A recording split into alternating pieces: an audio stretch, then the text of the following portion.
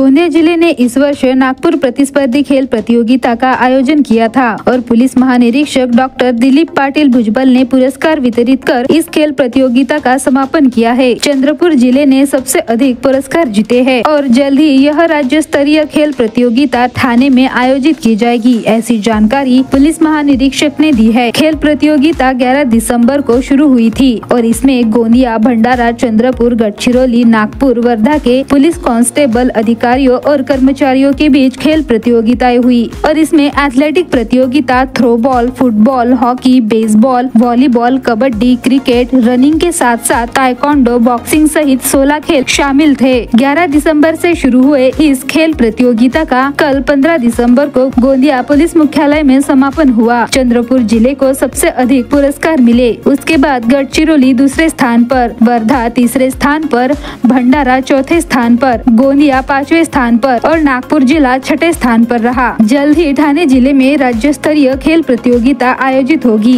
और गोंदिया में जीतने वाले खिलाड़ियों को बेहतर प्रशिक्षण देकर राज्य स्तरीय प्रतियोगिता में खेलने के लिए भेजा जाएगा, ऐसी जानकारी विशेष पुलिस महानिरीक्षक डॉक्टर दिलीप पाटिल भुजबल ने गोंदिया में आयोजित समापन समारोह में दी है। नागपूर परिक्षेत्रीय पोलीस क्रीडा स्पर्धा 2024 या ठिकाणी आज संपन्न झालेल्या आहेत आणि मला मनापासून आनंद आहे की जवळजवळ संपूर्ण 6 जिल्ह्यातून गोंदिया, गडचिरोली, भंडारा, वर्धा, नागपूर ग्रामीण आणि चंद्रपूर या 6 जिल्ह्यातून जवळजवळ 1000चे वर अधिकारी, कर्मचारी, खेळाडू यामध्ये सहभागी झालेले आहेत आणि सांघिक क्रीडा प्रकारामध्ये, वैयक्तिक क्रीडा प्रकारांमध्ये त्यांनी हिरीने भाग घेतलेला आहे आणि चंद्रपूर जिल्ह्याला जनरल चॅम्पियनशिप मिळालेली आहे। आणि गडचिरोलीचं कौतुक विशेष की गडचिरोलीला महिला ज्या कॅटेगरी आहेत क्रीडा स्पर्धांमध्ये त्यांनी दैदिप्यमान कामगिरी केलेली आहे आणि गडचिरोली सारख्या नक्षलग्रस्त जिल्ह्यांमध्ये नक्षल विरोधी अभियान अत्यंत यशस्वी राबवतानाच त्यांनी खेळाकडे सुद्धा लक्ष दिलेलं आहे आणि आपलं कौशल्य आणि नैपुण्य या ठिकाणी सिद्ध केलेलं आहे। मी जिल्हा चंद्रपूर किंवा गडचिरोली या दोन्हीही जनरल चॅम्पियनशिप विजेता आणि उपविजेता यांचं मनापासून अभिनंदन करतो आणि इतर जिल्ह्यातील अधिकारी कर्मचाऱ्यांनी सुद्धा आता संपलेला विधानसभा निवडणूक प्रचार, मतदान, मतमोजणी, विजय मिरवणुका हा बंदोबस्त संपन्न झाल्यानंतर त्यांनी या कालावधीमध्ये अत्यंत चांगली कामगिरी या ठिकाणी दाखवलेली आहे, चांगली प्रदर्शित केलेली आहे आणि विशेष कौतुक गोंदिया जिल्ह्याचं आहे।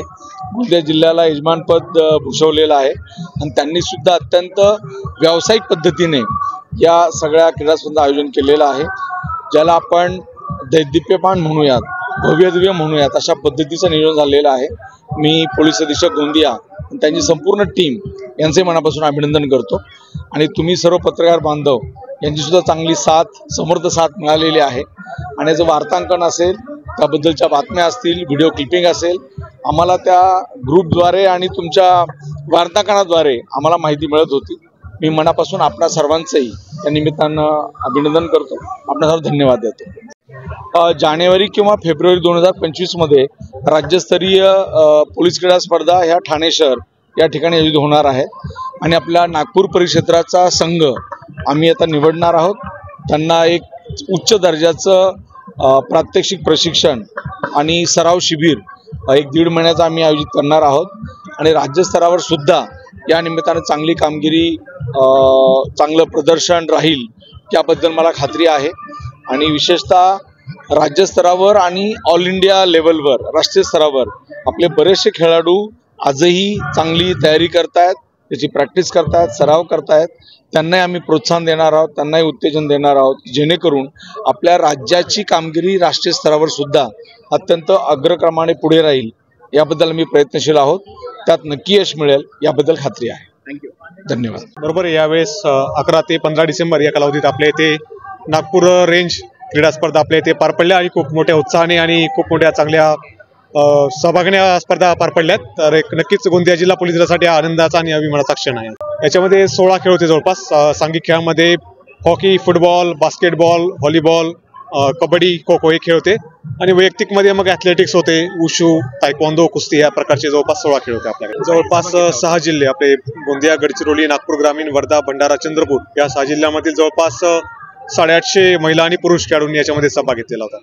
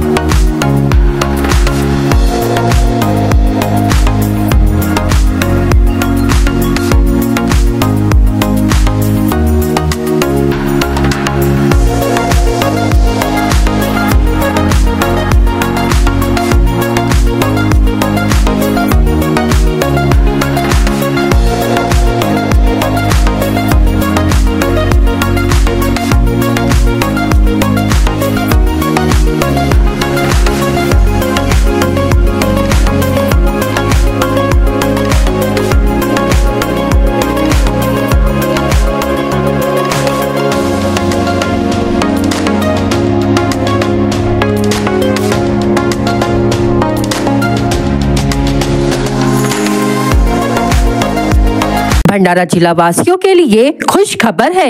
अब आपका मनपसंद channel BS crime media news अब आपके डायमंड केबल नेटवर्क पर, जी हां, अपने डायमंड केबल नेटवर्क के चैनल नंबर 94 पर उपलब्ध है।